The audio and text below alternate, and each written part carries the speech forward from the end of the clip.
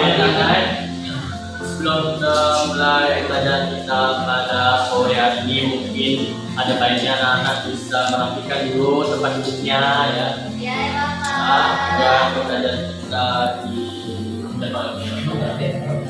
Oke, assalamualaikum warahmatullahi wabarakatuh. Waalaikumsalam warahmatullahi wabarakatuh.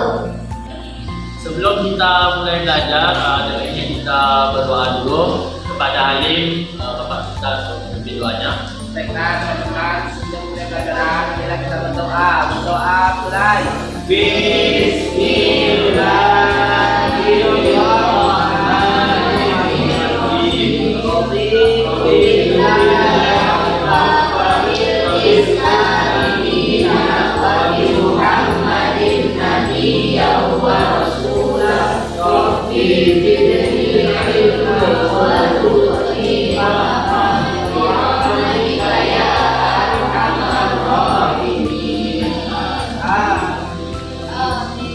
Oke anak-anak, kita berdoa.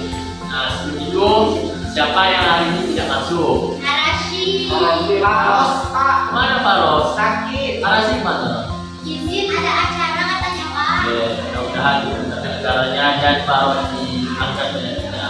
Amin. Hari ini anak-anak ada yang tahu tidak? Kita akan membahas tentang apa? Oke anak-anak, soal jamaah ada tahu tak? Bapak akan menjelaskan untuk pembelajaran kita pada hari ini.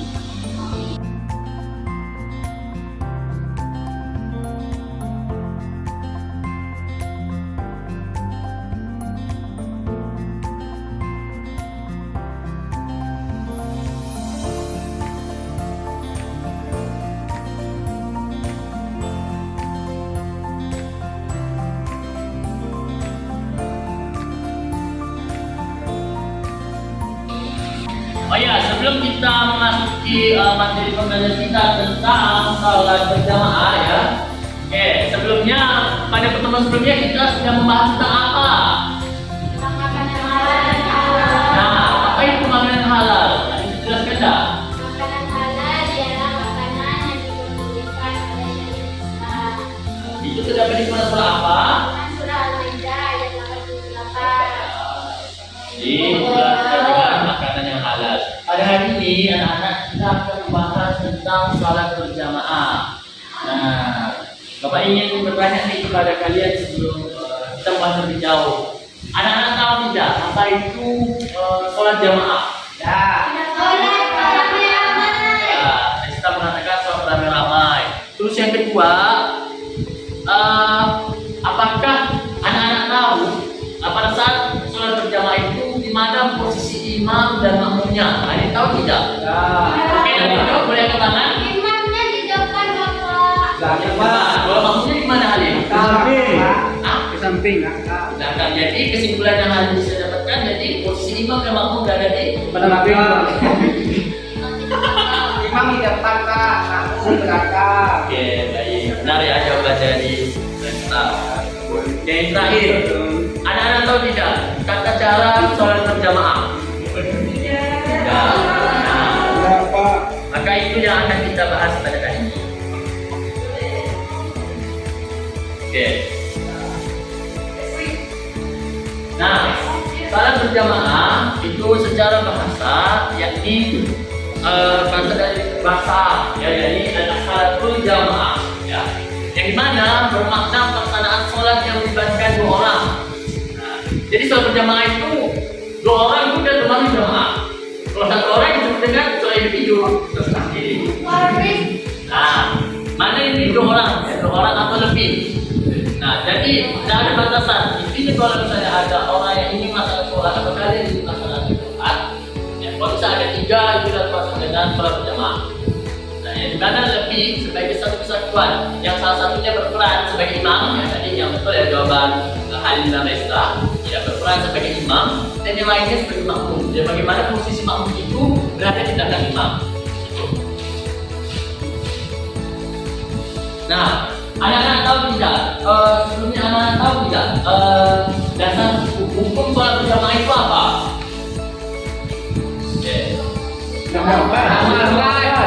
Nah, banyak pendapat yang memang mengatakan ada yang menguatkan, ada yang tapi yang bapak catat ini bahwa dasar hukum dari sholat berjamaah itu dapat. Wajib kifayah itu apa anak-anak? Wajib kifayah adalah kewajiban yang dikenakan pada kelompok atau kewajiban kolektif yang disebabkan apabila ada di antara manusia masyarakatnya seluruh hukum itu dari sanksi. Terus dalilnya apa? Nah, dalilnya ini terdapat di Quran surah An-Nisa ayat 102. Mungkin Bapak minta tolong satu orang membacakan Quran surah An-Nisa ayat 102. Silahkan kepada teman membacakan surah An-Nisa ayat 102 dan nanti untuk artinya akan dibacakan oleh Hasan. Nisa ayat 102.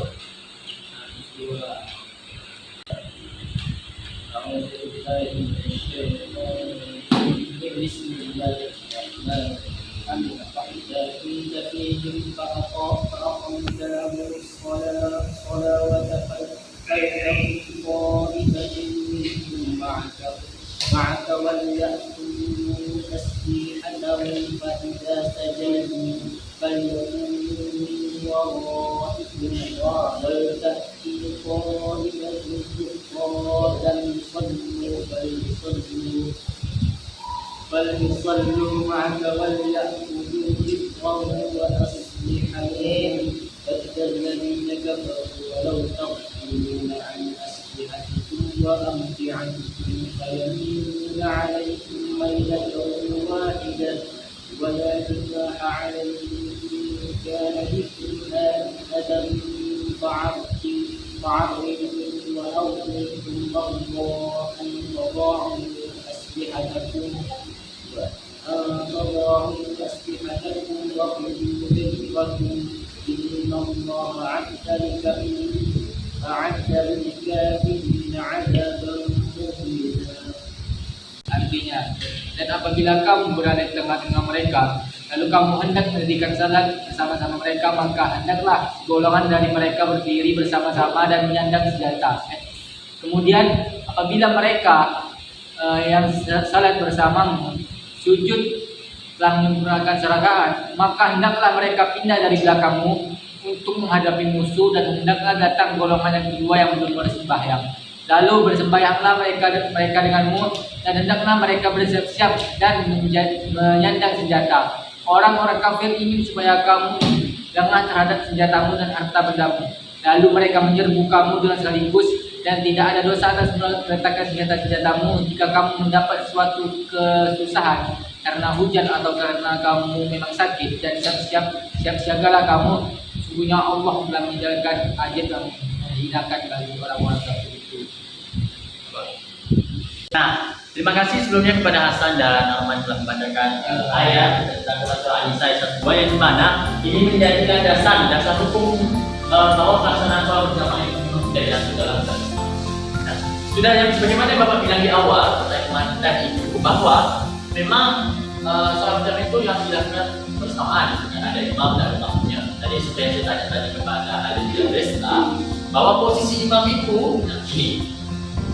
Maka dengan mereka pindah ke belakang untuk menghadapi musuh dan hendaklah dan belum bersembahyang dan bersembahyang mereka denganmu dan dengan mereka bersiap-siaga dan senjata.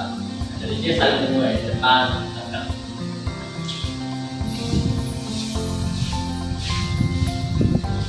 Selanjutnya itu hanya hadis tentang sholat berjamaah yang saya mengatakan sholat berjamaah tempat sholat dan ibadah yang bisa belajar. Artinya salat berjamaah itu lebih utama dan waktu derajat kedudukannya di sisi Allah Subhanahu Wa Taala daripada sholat sendirian. Hadis riwayat Imam hadis riwayat saja dua. Nah, inilah yang menjadi landasan dari bahwa memang sholat berjamaah itu sangat banyak sekali manfaatnya. Mau tidak anak-anak mendapatkan pahala yang begitu berlipat ganda. Nah, makanya usahakanlah sholat berjamaah. Walaupun memang dalam suatu kondisi anak-anak lambat dan sholat masuk, carilah makmumnya dan carilah jadi makmumnya. Nah, Jika ada hadis lain, Bapak katakan artinya. Nah, jika saja kalian mengakui keutamaan dalam azan dan saf, pertama dalam mereka tidak kesempatan untuknya kecuali harus berdesak-desakan. Nah, Masya Allah ya.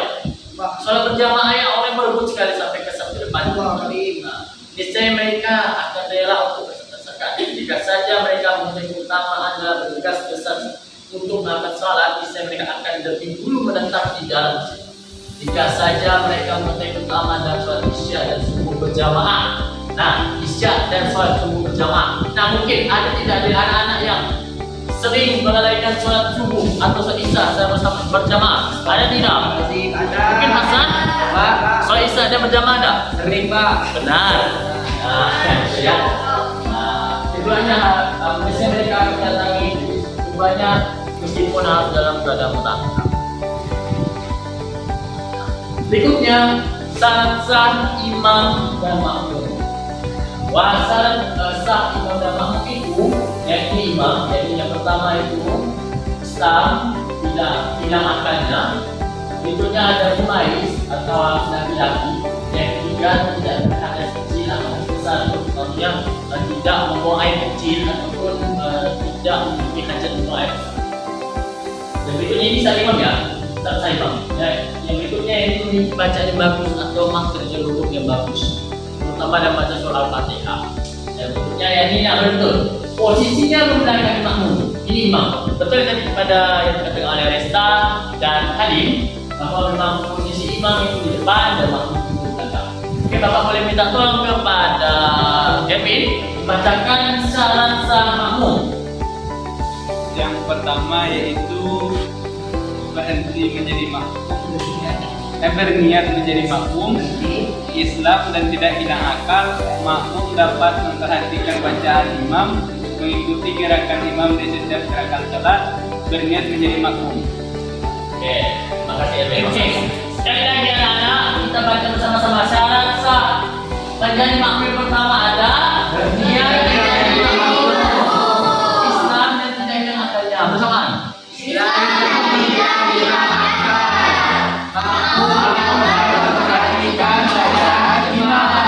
Mengikuti gerakan imam di setiap gerakan sholat. Menjadi makmum. Nah, itu ya, mudah-mudahan anak-anak dapat memahami. Berikutnya, jenis-jenis makmum. Nah, makmum itu ada dua, yakni makmum muafik dan makmum masbuk. Nah, makmum muafik itu adalah sesuatu yang selaras atau sepadan. Berarti makmum yang mengikuti gerakan sholat, ya, gerakan imam sholat sejak rakaat imam atau rakaat pertama sampai di akhir. Nah, makmum muafik ini termasuk makmum yang sholat dalam keadaan tepat waktu. Saya minta tolong kepada Arman untuk membacakan pengertian makmum masbuk. Masbuk. Makmum yaitu masuk karena ada sesuatu yang meninggal orang yang menjaga dengan lama. Nah, itu masbuk itu merupakan makmum, segala makmum yang memang dia ketinggalan sholat berjamaahnya, mungkin dia ketinggalan 2 rakaat, juga ada 2 rakaat. Berikutnya ada ketentuan makmum dan muafik.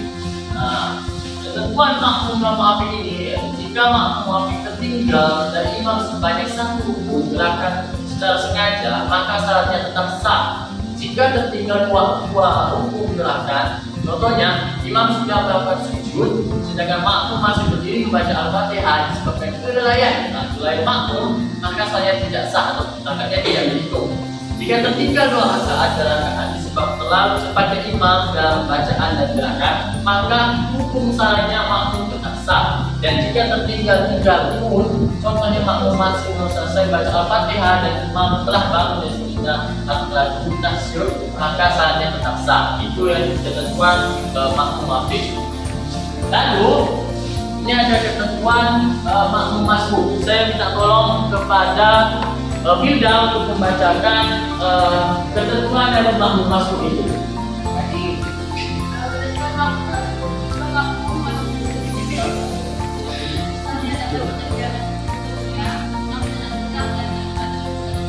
maka sholat yang tepat dan yang berdoa berdasarkan satu rakaat. Jika tidak bisa mengakhiri sebelumnya, maka tidak cukup mendapatkan satu rakaat dan satu menambah yang ketiga. Setelah imam memberikan salam, ketika imam sudah melakukan sujud, maka mampu masuk setelah ketika dapat langsung melakukan sujud tidak. Itu mendapat satu rakaat dan satu menambah yang ketiga setelah imam mengucapkan salam. Jika imam sudah sujud tasyahud akhir, maka mampu masuk setelah ketika dapat langsung melakukan tasyahud akhir. Dan jika sholat yang dilakukan terdapat doa sebelumnya, maka mampu masuk ikut bersama imam dan kembali berikut yang sholatnya. Oke, terima kasih Yuda. Nah, jadi kebetulan makmum masbuk dan makmum muafik itu berbedanya karena keawalan dan ketinggalan waktunya dalam sholat, walaupun memang dalam sholat.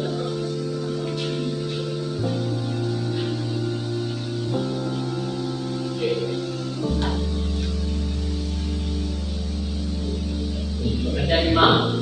Nah, tadi kan anak-anak tak tahu nih apa itu imam. Imam itu mengikat ke imam, jadi daripada imam untuk menggantikan posisinya dalam memimpin. Jadi imam itu imam sholat mengganti pemimpin dalam memimpin sholat berjamaah dan meneruskan sholat. Nah, mungkin anak-anak ada tahu tidak? Ketika ada dalam suatu kondisi dalam masyarakat ataupun dalam kehidupan sehari-hari, ada memang imam yang lupa rakaat, dan bagaimana anak-anak mengetahui akan itu? Ada tahu tidak? Bagaimana cara mengingatkan imam itu bahwa posisi imam itu sedang lupa rakaat? Ada tahu tidak? Mungkin Halim ada tahu? Dengan mengucapkan subhanallah. Apa lagi? Allahu Akbar. Ya Allah.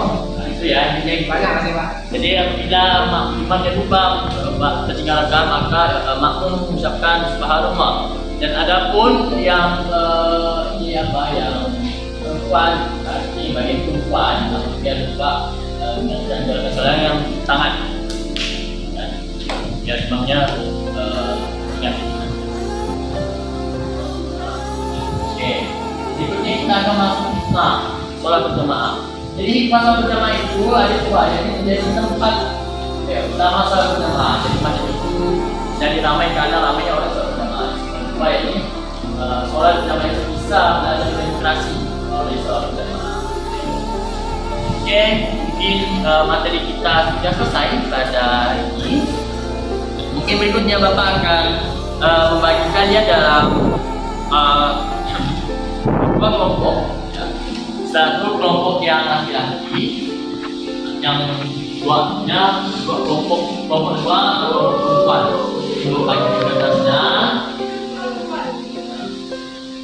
Ya, nanti Bapak akan menampilkan sebuah video ya, yang mana anak-anak bisa untuk memperhatikan hikmah ataupun masalah apa yang ada dalam video tersebut. Nah, kalian amati dalam video tersebut apa saja yang ada dalam video tersebut. Insya Allah itu memang terkait dengan sholat berjamaah. Nanti Bapak minta kepada kelompoknya untuk menunjukkan.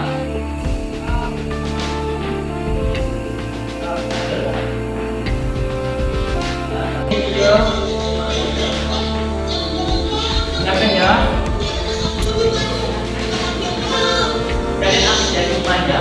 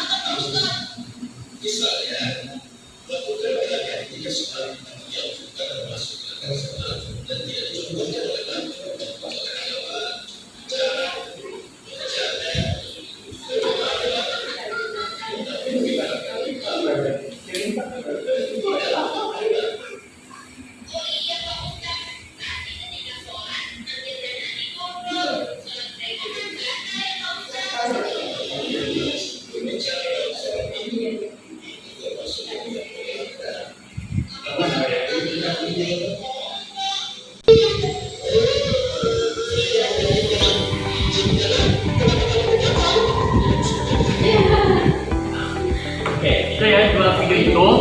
Ya mungkin anak-anak sudah mendapatkan video itu ya, dua video itu yang terkait memang sholat berjamaah yang memang sering terjadi dalam lingkungan kita. Ini merupakan suatu proyek di mana kalian mengamati video video tertentu yang Bapak bagikan yang memang itu terjadi karena sholat berjamaah yang memang sering dilakukan dan secara tidak sengaja gitu kan. Dan juga termasuk dalam bentuk asesmen kelompok. Nah mungkin Bapak tadi sudah minta di awal dari dua video tersebut, mungkin boleh dari kelompok yang perempuan untuk membacakan salah satunya dari dua video tersebut gitu kan. Salah satu saja. Nanti maju ke depan. Iya Pak. Ya, silakan.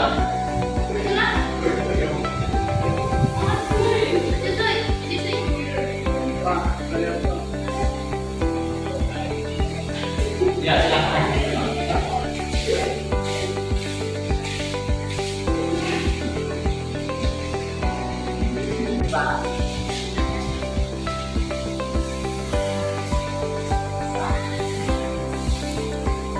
Yang tidak boleh dalam sholat video di video ke-1 adalah berbicara atau ngobrol.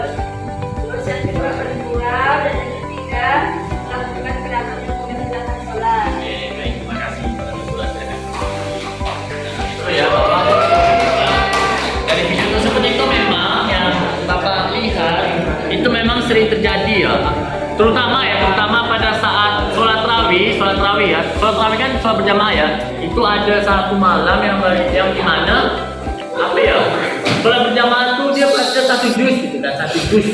Nah, pasti di antara kalian dalam satu rakaat satu juz itu ada yang garuk-garuk, ada yang goyang-goyang, gitu kan? Kapan selesai? Itu video tersebut gitu kan. Nah, itu. Oke, mungkin untuk yang kelompoknya laki-laki bisa menjelaskan video terakhir tadi.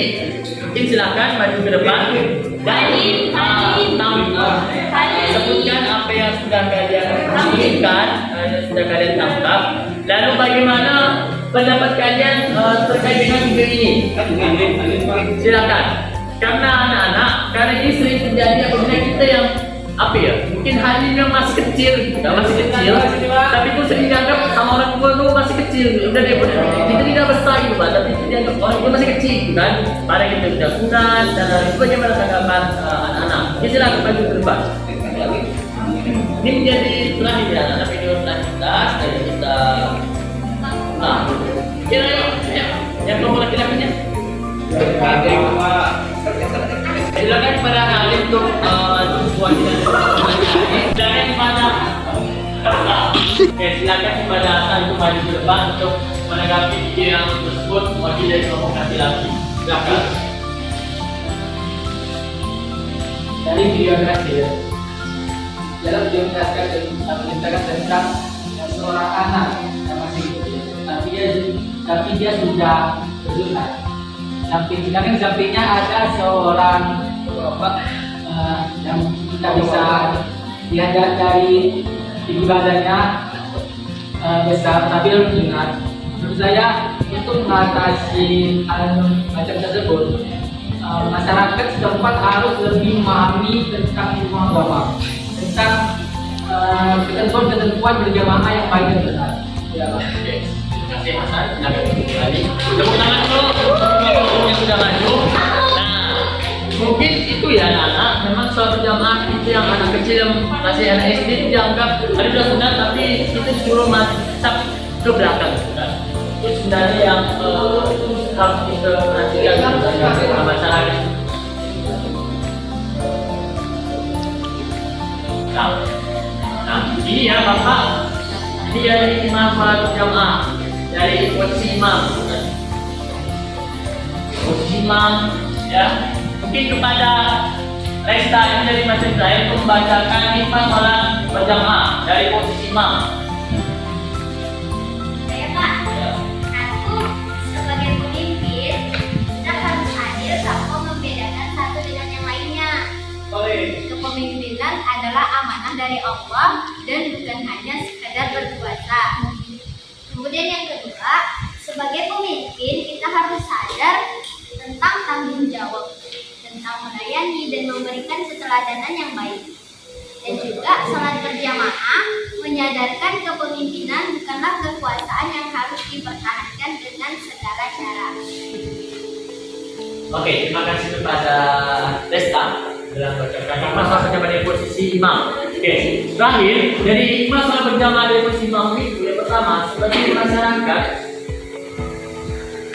masyarakat atau warga negara taat dalam keputusan dan pimpinan namun tentang membuka majelis jika pemimpin atau imam sholat itu melakukan kesalahan.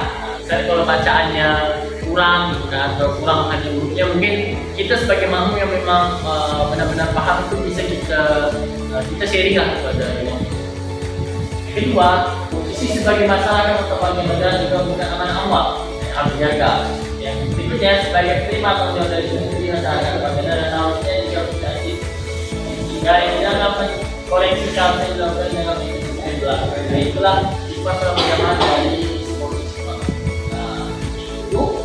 maka ada anak yang ingin ditanyakan?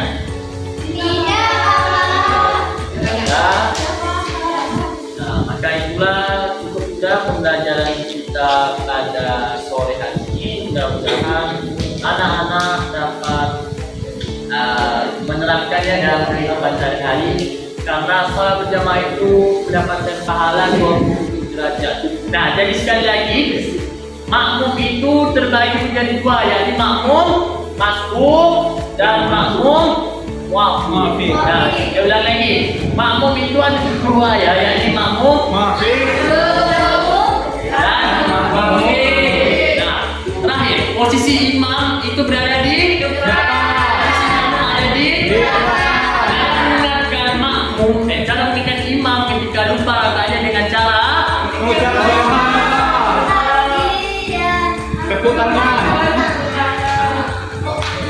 itu ya. Mungkin cukup sekian pembelajaran kita hari ini. Mudah-mudahan mendapat hikmahnya dan diterapkan dalam kehidupan sehari-hari. Jangan lupa minggu depan mempelajari tentang pembelajaran berikutnya.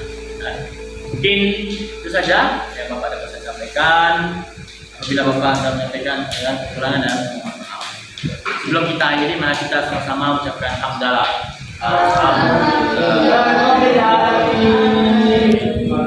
Bapak akhiri. Assalamualaikum warahmatullahi wabarakatuh.